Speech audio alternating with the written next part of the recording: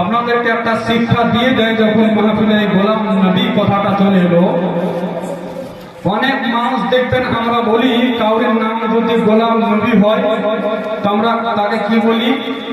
কিছু মানুষ ইমানের এত দুর্বল যে একজন মানুষের নাম যদি মুস্তফা হয় তো বলে মুস্তাফা, কাউরের নাম যদি হয় নবী তো বলে নবিয়া। বেরাদার নাউজুবিল্লাহি মিন জালিক।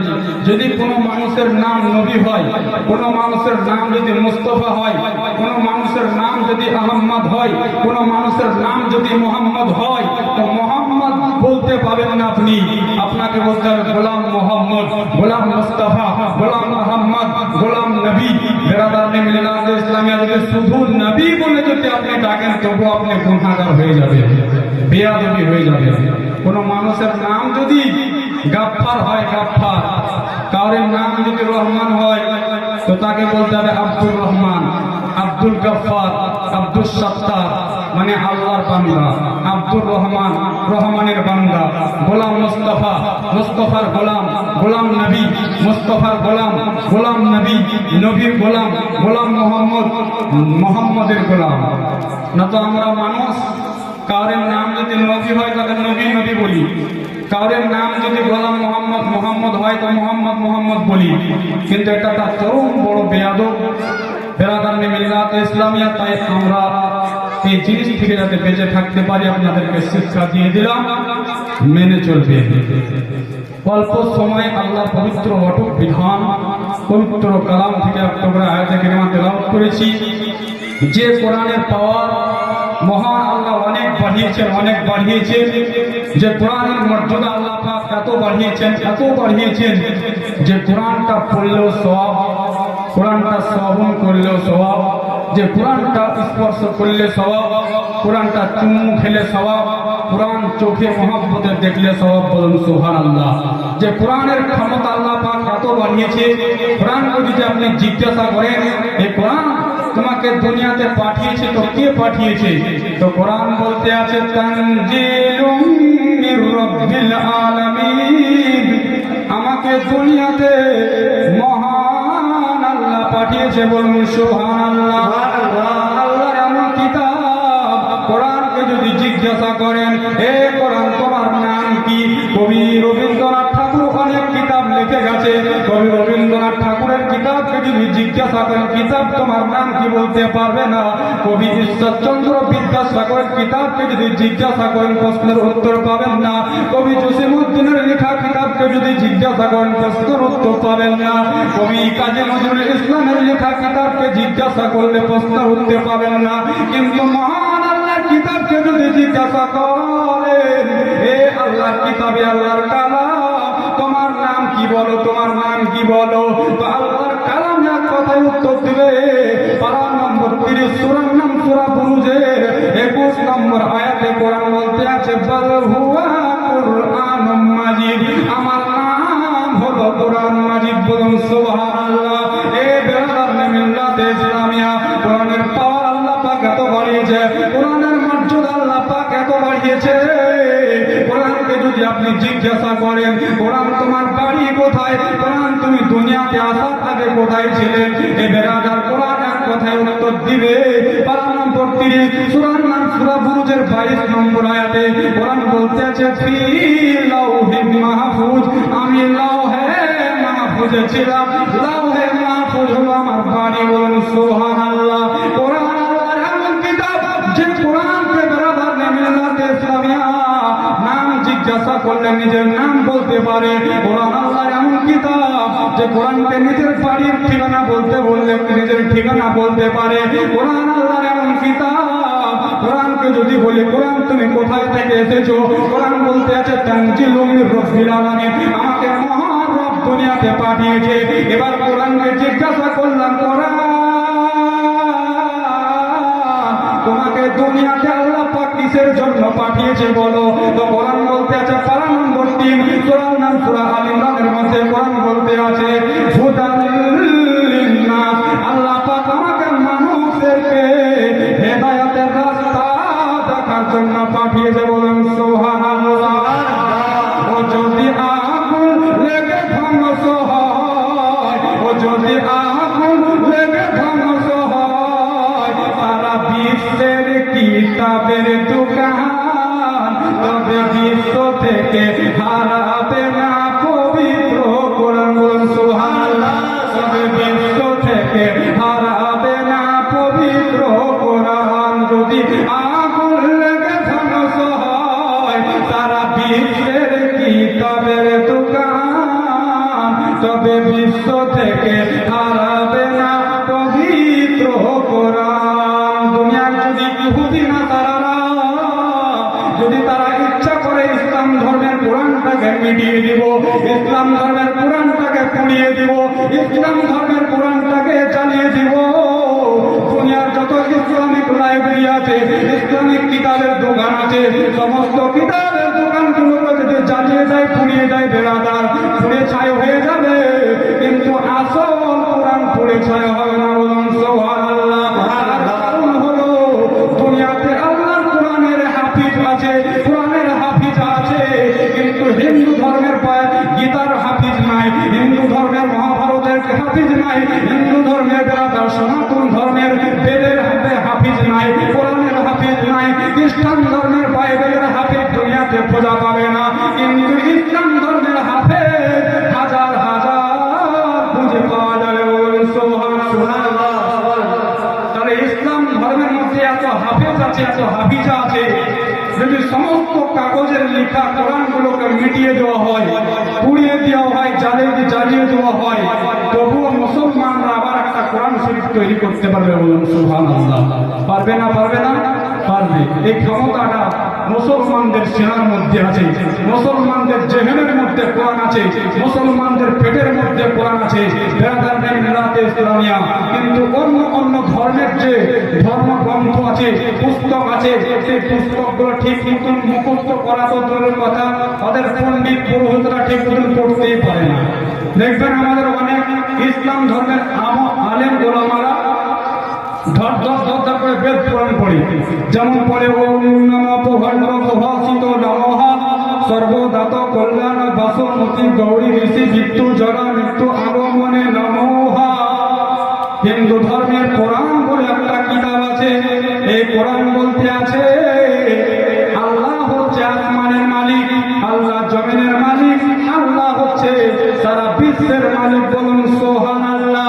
এই বেরাদার মিলাতে ইসলামিয়া মহান আল্লাহ পাক পৃথিবীকে বানিয়েছে, আল্লাহ পাক আসমান বানিয়েছে, শুধু কোরআন প্রমাণ করছে তা নয়। হিন্দু ধর্মের যে কিতাবগুলো রয়েছে, বেদ পুরাণ রয়েছে, বাইবেল রয়েছে, গীতা রয়েছে, মহাভারত রয়েছে, সমস্ত কিতাব প্রমাণ করছে যে আল্লাহ হচ্ছে আসমান, জমিন, পাহাড়, পর্বত, নদ নদী, 18,000 মাখলুকাতের মালিক মহান আল্লাহ।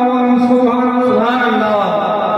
মুসলমানদের আলেমদের মধ্যে অনেক শুধু কোরআনের হাফেজ বলে নয়, এই হিন্দু ধর্মের সনাতন ধর্মের যে কিতাবগুলো রয়েছে ধর্মগ্রন্থ, সেই কিতাবগুলো হাফেজ খুঁজে পাওয়া যাবে। ইসলাম ধর্ম একটা এমন ধর্ম বেরাদার, তাই আল্লাহর কোরআন থেকে আয়াতে কারিমা তেলাওয়াত করেছিলাম, তরজমা এখনই করিনি, কোরআনের প্রশংসাতে কেটে গেল। কোরআন আল্লাহর এমন কিতাব, যদি বলতে লাগে তো কোরআনের প্রশংসা তা কোরআন থেকে শুধু বার হবে, কোরআন থেকে বার হবে, হাদিসের দিকে যেতে হবে না। তো বেরাদার, এই আল্লাহর অটুট বিধান কালাম থেকে একটা করে আয়াত পড়েছি খুতবার পরে পরে। আল্লাহ পাক বলেন মান ইউতির রাসূলা ফাকাদ আতা আল্লাহ, যে ব্যক্তি আমার রাসূলের ইতাআত করলো সে যেন আমি আল্লাহ আমার ইতাআত করলো। বলুন সুবহানাল্লাহ।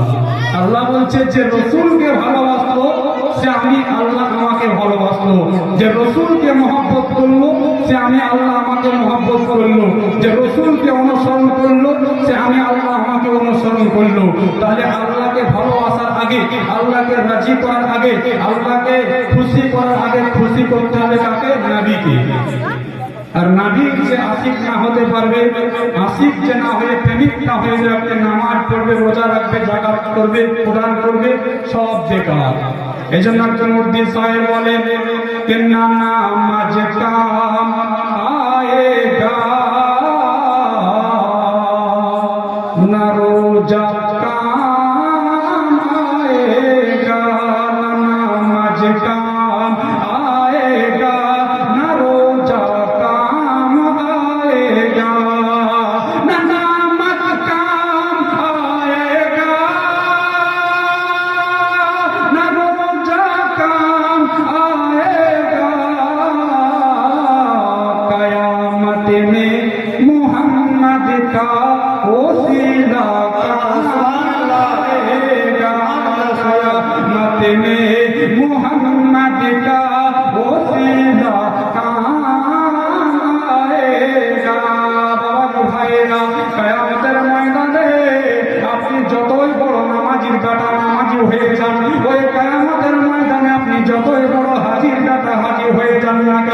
যতই বড় আপনি যাকাত দেনেওয়ালা হন না কেন, ওই কিয়ামতের ময়দানে আপনার নামাজ দেখার আগে, আপনার রোজা রাখা দেখার আগে, আপনার হজ দেখার আগে আপনার নবীর প্রতি কতটা ভালোবাসা আছে, নবীর প্রতি আপনি কতটা মহব্বত করেছেন, নবীকে নবীর কত আপনি আশিক, নবীর কেমন প্রেমিক, সেটা মহান আল্লাহ যাচাই করে বলেন সুবহানাল্লাহ। এজন্য তো মহান আল্লাহ পবিত্র কালামুল্লাহ শরীফের নম্বর 3 সূরা সূরা আল ইমরানের মধ্যে আমার আল্লাহ আবার বলেছেন, কুল ইন কুনতুম তুহিব্বুনাল্লাহ ফাত্তাবিউনি ইউহিব্বুকুমুল্লাহ ওয়া ইয়াগফির লাকুম যুনুবাকুম ওয়াল্লাহু গফুরুর রহিম। আল্লাহ পাক তার হাবিবকে বলতে আছে, নবী গো আপনি আপনার উম্মতদেরকে জানিয়ে দেন, দুনিয়ার মানুষকে জানিয়ে দেন, এ দুনিয়ার মানুষেরা, এ জগতের মানুষেরা, তোমরা যদি আল্লাহর কাছে প্যারা হতে চাও, আল্লাহর কাছে যদি প্রিয় হতে চাও, আল্লাহকে যদি তোমরা খুশি করতে চাও, তো আমি নবী আমাকে তোমরা খুশি করো, আমি নবী আমার কাছে প্যারা হয়ে যাও, তাহলে মহান আল্লাহর কাছে প্যারা হয়ে যাবে। আমি নবী আমার কাছে যদি তোমরা পছন্দনীয় হয়ে যাও, আল্লাহর কাছে পছন্দনীয় হয়ে যাও। আল্লাহ পাক মহান আল্লাহ পাক শুধু পারা নম্বর 3 এর মধ্যে বলেছেন তা নয়, আল্লাহ পাক পারা নম্বর 23 এর মধ্যে বলেছেন, আলহামদুলিল্লাহি রাব্বিল আলামিন ওয়া সালামুন আলাল মুরসালিন ওয়ালহামদুলিল্লাহি রাব্বিল আলামিন। আল্লাহ পাক বলছেন, এ জগতের মানুষেরা, এ আমার বান্দা বান্দীরা, ওয়া সালামুন আলাল মুরসালিন, সর্বপ্রথম তোমরা আমার রাসূলকে সালাম করো, অতঃপর আমার প্রশংসা করো, বলুন সুবহানাল্লাহ। তাহলে আল্লাহ পাক নবীকে কত ভালোবাসা, একবার চিন্তা করুন যে আল্লাহ পাক নিজেকে ভালোবাসার আগে দুনিয়ার মানুষকে বলছে যে তোমরা আমার রাসূলকে আগে ভালোবাসো। এই যে এই মাওলানা সাহেবকে দেখতে আছেন, ইও আপনাদের গ্রামের মাওলানা, আমিও গ্রামের মাওলানা। নবী গোলাম নবী হচ্ছে আমার দাদু, তো ওনার বাড়ি এসেছি, একটা চেয়ার দিয়েছে বাড়ি থেকে দাদি। এবার এই চাচা আমাকে বলছে, ভাতিজা আপনি বসেন, আর আমি বলছি চাচা আপনি বসেন, মানে উনি আমার সম্মানটা বাড়াতে চাইছে আর আমি ওনার সম্মানটা বাড়াতে চাইছি। ঠিক তেমন আল্লাহ আর রাসূলের মধ্যে এমন মহব্বত, এমন ভালোবাসা, আল্লাহ পাক বলছেন দুনিয়ার মানুষকে, হে দুনিয়ার মানুষ তোমরা আমার রাসূলকে আগে ভালোবাসো, আমার রাসূলের প্রতি দরুদ পড়ো, আমার রাসূলকে আগে সালাম করো, তারপর আমি আল্লাহ আমার প্রশংসা করব। বেরাদার, নিজের প্রশংসা করার আগে আল্লাহ পাক বলছে তোমরা আমার হাবিবের প্রশংসা করো। আর সারা দুনিয়ার কিছু মানুষ আজকে শুধু নামাজ নামাজ, বেরাদার ইবাদত বান্দগি, কিন্তু আল্লাহ রাসূলের প্রতি দরুদ পড়তে বললে তাদের চুলকানি বার হয়ে যায়, নবীর প্রতি সালাম করার কথা বললে তাদের বেরাদার চুলকানি বার হয়ে যায়, নবীর শান বেশি বেশি করে বললে বলে সুন্নি মুরমিরা শুধু নবী নবী করে, কিন্তু নবী তো সব, নবী তো হলেন মূল। বেরাদার, নবী না হলে কিছু হয়নি, নবী হলে হাসরের প্রান্তরে, নবী না হলেও কিছু হবে না। হাসরের দিনে নবী না বিনে পাবে না কেউ সুপারিশ, হাসরের দিনে কঠিন দিনে কেউ পাবে না সেদিন ক্ষমা সেখানে, নবীজি সুপারিশ না পেলে হাসরের দিনে, ওই কঠিন দিনে কেউ পাবে না সেদিন ক্ষমা সেখানে। নবীর সুপারিশ না হলে কিন্তু কেউ সেদিন ক্ষমা পাবে না। তাই ভাইরা আমার, বাবাজিরা, মা বোনেরা, নবীকে বেশি বেশি করে মহব্বত করুন, নবীকে বেশি বেশি করে ভালোবাসুন, নবীকে বেশি বেশি করে মহব্বত করুন, ভালোবেসে ফেলুন। নবীকে ভালোবাসতে গেলে কি করবেন? নবীর সুন্নাতকে ফলো করুন, নবী যে কাজগুলো করে গেছেন সে কাজগুলো করে চলার চেষ্টা করুন, নবীর প্রতি বেশি বেশি করে দরুদ পড়ুন, নবীর প্রতি বেশি বেশি করে সালাম পড়তে থাকুন। আজকে সালাম পড়ার কথা বললে, দরুদ পড়ার কথা বললে কিছু মানুষ বলে এই মৌলবী দরুদ পড়ার দলিল এত কোথায় পেলে, সালাম পড়ার দলিল এত কোথায় পেলে? কিন্তু শরীয়তের দলিল 4টি, কোরআন, হাদিস, ইজমা, কিয়াস। তো এই 4টি দলিলের মধ্যে যে হাদিস ইজমা কিয়াস বাদ দিয়ে বেরাদার মিল্লাতে ইসলামিয়া শুধু কোরআন যেটা শরীয়তের সব থেকে বড় দলিল, সেই দলিলের মধ্যে এই সালাম পড়ার দলিল, দরুদ পড়ার দলিল অনেক জায়গা আছে। বলুন সুবহানাল্লাহ। বেরাদার, এরপরেও কিন্তু দুনিয়ার কিছু মানুষ পড়ার পরে বুঝতে পারে না, দেখার পরেও তাদের চোখে জুটে না। জ্ঞানীর মতন জ্ঞানী হলে অল্প কথায় বুঝে, আর কচুর মতন কচু হলে অল্প জালে সিঝে। বাংলাদেশের একটা গায়ক ব্রাদার গান করেছে, তো এটা গানের একটা ছন্দ, কিন্তু কথাটা খুব দামি, যে জ্ঞানীর মতন জ্ঞানী হলে অল্প কথায় বুঝে, আর কচুর মতন কচু হলে অল্প জালে সিঝে। তাই যারা জ্ঞানী হবে তাদেরকে ইশারা করলে বুঝে নিবে, আর যারা জ্ঞানী নয় ওদেরকে কোরআন হাদিস থেকে হাজার হাজার যদি দলিল দান তবুও বুঝবে না, তারা বুঝবে না। বেরাদার মিল্লাতে ইসলামিয়া, তাই প্রিয় ইসলামী সুফি সমাজ, মুসলমান বাবাজি ভাইরা আমার, আপনারা জ্ঞানী মুসলমান, আপনারা আল্লাহ রাব্বুল আলামিন কোরআন শরীফের মধ্যে অনেক জায়গায় এই দুরূদ পড়ার কথা বলেছেন, সালাম পড়ার কথা বলেছেন। মহান আল্লাহ পাক বলেছেন, ইন্নাল্লাহা ওয়া মালাইকাতাহু ইউসাল্লুনা আলান নবী ইয়া আইয়ুহাল্লাযীনা আমানু সাল্লু আলাইহি ওয়া সাল্লিমু তাসলিমা। কোরআন বলছেন, নিশ্চয় আল্লাহ এবং আল্লাহর ফেরেশতা নবী মুস্তাফার উপর দরুদ প্রেরণ করে। ইয়া আইয়ুহাল্লাযীনা আমানু সাল্লু আলাইহি ওয়া সাল্লিমু তাসলিমা। হে দুনিয়ার মানুষ, হে ঈমানদার গণেরা, তোমরা নবী মুস্তাফার উপর কি করো? দরুদ আর সালাম পড়ো। বলুন সুবহানাল্লাহ। আগে নবীর দরুদ পড়া চাহে মুমিন ভাই, দরুদ পড়ো নবী মুস্তাফার। বলুন সুবহানাল্লাহ।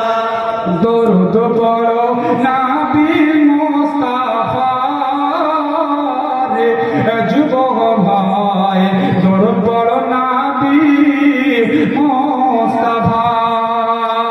আর মহান আল্লাহর ফেরেশতা মোর নবীর প্রতি দরুদ পড়ে, তাই দরুদ পড়ে সুন্নি জনতা রে। মুমিন ভাই দরুদ পড়ো নবী মুস্তাফা, দরুদ পড়ো নবী মুস্তাফা রে। যুবক ভাই দরুদ পড়ো নবী মুস্তাফা। আল্লাহ পাক যেন আমাদেরকে নবীকে বেশি বেশি করে ভালোবাসার তৌফিক এনায়েত করেন। আল্লাহর নবীকে যাতে আমরা বেশি বেশি করে মহব্বত করতে পারি, ভালোবাসতে পারি, নবীর প্রতি দরুদ সালাম করতে পারি। আল্লাহ পাক যেন আমাদেরকে তৌফিক এনায়েত করেন, মহব্বতে পূরণ। আল্লাহুম্মা আমিন। অনেক আলেম এখনো আছে, সময় খুব সংক্ষিপ্ত, তাই তিনাদের জবান থেকে নুরানি হাক্কানি জবান দিয়ে কোরআন হাদিসের কথা শ্রবণ করতে থাকবেন। এই বলে আমার বক্তব্য ইতি। ওয়া আখিরু দাওয়ানা আলহামদুলিল্লাহি রাব্বিল আলামিন। আসসালামু আলাইকুম ওয়া রাহমাতুল্লাহি ওয়া বারাকাতুহু।